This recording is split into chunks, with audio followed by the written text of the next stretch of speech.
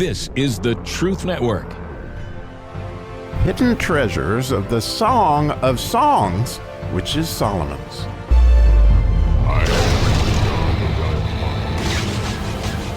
Oh, the wonder of biblical spring that we get to dig into today in verse 12 of the second chapter. The winter is gone, and now, oh boy, we get to verse 12. And verse 12 says in English, "The flowers appear on the earth, the time of singing of birds is come, and the voice of the turtle is heard in our land." Oh, can we hardly wait for that one? Because the idea of biblical spring is like, here comes Jesus. And I mean, and is it any surprise that I don't know if I've ever really put all this together quite as much as I've thought about it this morning, is that Jesus, you know, Easter comes in the month of Nisan, okay?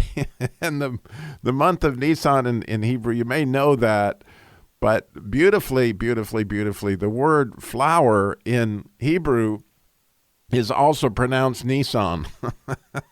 And so you might have, you know, now I know why they went from Datsun to Nissan, but anyway, completely different spelling of Nissan. They both start with a nun, which, you know, is thy word is a lamp unto our feet, is the first verse in the nun section, but it has to do with a light. It has to do a lot with faith.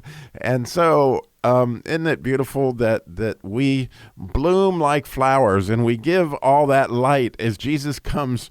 And I thought about the whole idea of spring and blooming, and you know how when you know, in movies everywhere where the girl falls in love that was kind of haggard or whatever, and all of a sudden she starts to make herself pretty and beautiful, and oh, the beauty comes out as we begin to fall in love, which all this seems to speak back to, remember when we we're talking about, you know, back in verse 7, that we charge the daughters of Jerusalem, don't awaken love before it's time. Well, it's time.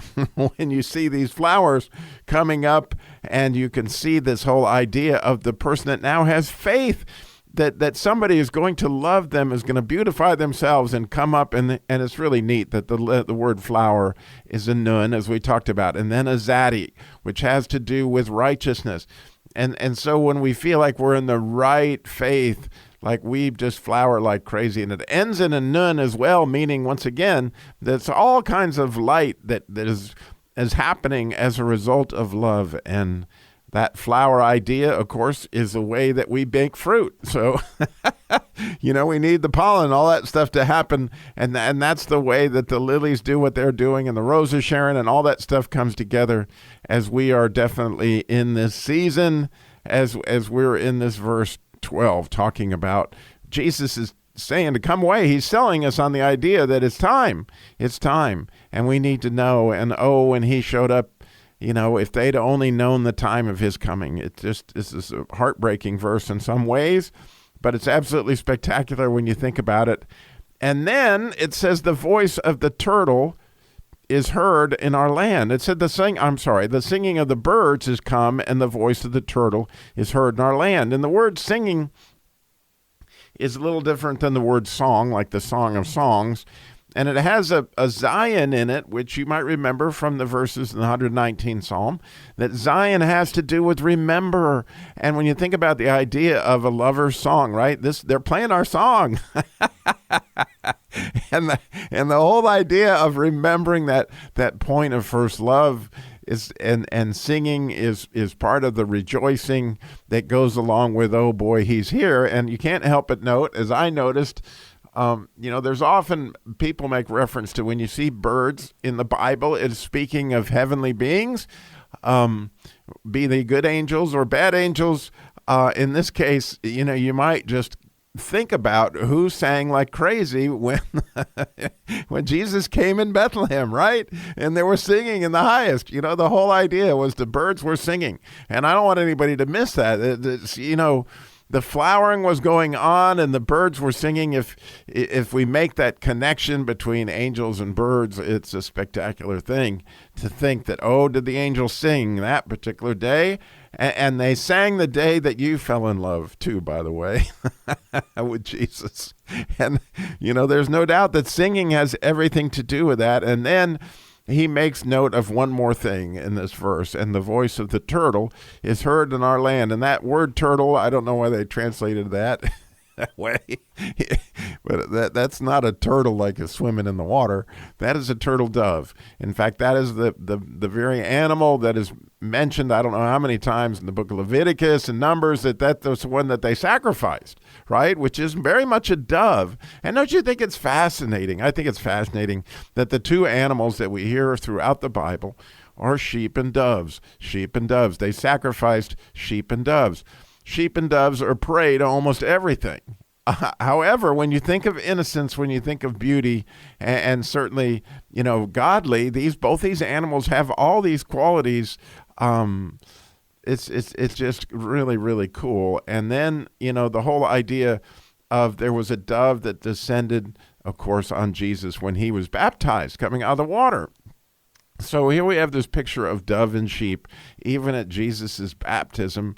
And so when we hear the voice of the turtle, and of course we're going to hear a lot about dove in a couple of verses coming up, and dove's used throughout this, the biblical, you can't help but just note the symbolism. It's always sheep, doves, grapes. It's all here in the way that the Holy Spirit expressed this through Solomon, that we could see that these would be things that Jesus would talk about time and time and time again. So, as you picture this and this whole idea of spring and how much, the winter's over and it's time to go with Jesus, think about what does that look like in your life? What does that look like when you began to bloom, when you began to blossom, when you came out of a winter? And so I was thinking about that very thing, and I remembered that, I haven't talked a lot about this in recent podcasts, but I had what was called a brain abscess, and that happened as a result of a brain biopsy, which they thought the lymphoma had come back to my brain, and so you don't ever want one of these, by the way.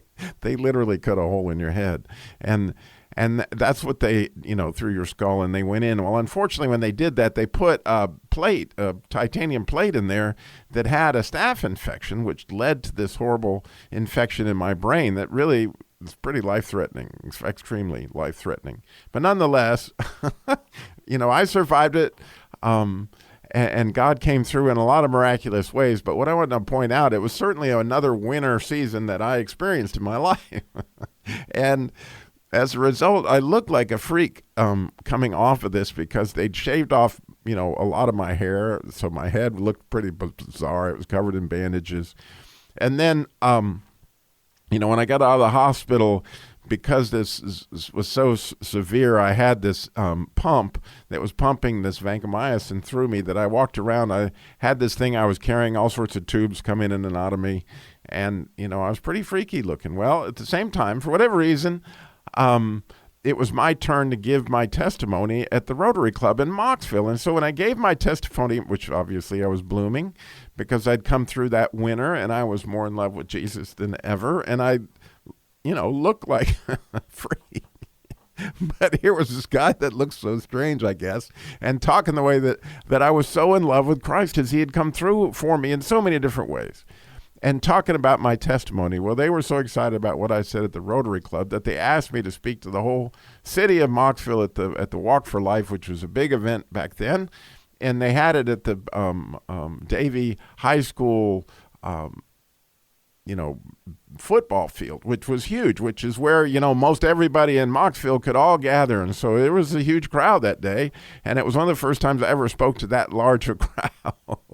And there I shared Jesus, because I was in full bloom. I was like, man, I'd come out of the winter and I could not have been more in love with God as he had come through for me in so many ways. But it was his love that made that blossom. You see, that light was all you're doing is you've been in the presence of God, and so your face reflects that light. And while you're blooming, is a wonderful time to share with people. Like, oh my goodness, like God has given me this beautiful time with him so that we could share that, because every one of those fruits that were given as a seed for more fruit, which is, again, that letter nun has very much to do with seeds. So when you think about that blossom of the flower, it starts with a nun, it ends with a nun. And we plant so many seeds when we share our testimonies of how God has blossomed in our lives. I hope you take that light and go share it today. Thank you for listening.